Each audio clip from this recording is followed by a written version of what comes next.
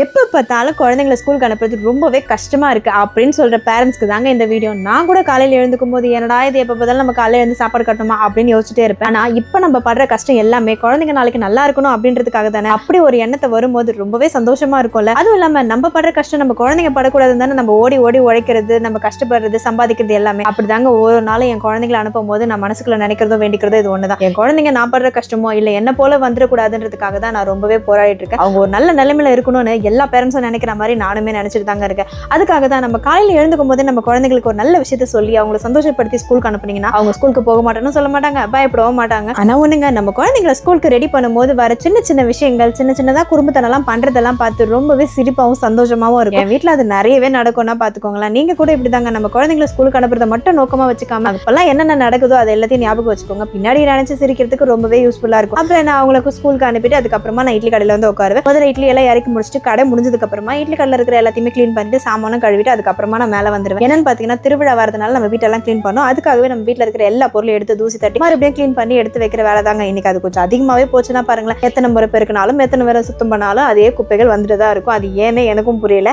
ஏதாவது தெரிஞ்சா கமெண்ட் பண்ணுங்க. அப்புறம் என்ன வீட்டை கிளீன் பண்ணிட்டு துணியெல்லாம் துவைச்சு போட்டு ஆஃபீஸ் கிளம்பிட்டு. இந்த வீடியோ உங்களுக்கு பிடிச்சிருந்தா லைக் பண்ணுங்க. நீங்களும் இப்படி பண்ணி தான் சப்ஸ்கிரைப் பண்ணுங்க. தேங்க்யூ, பாய்.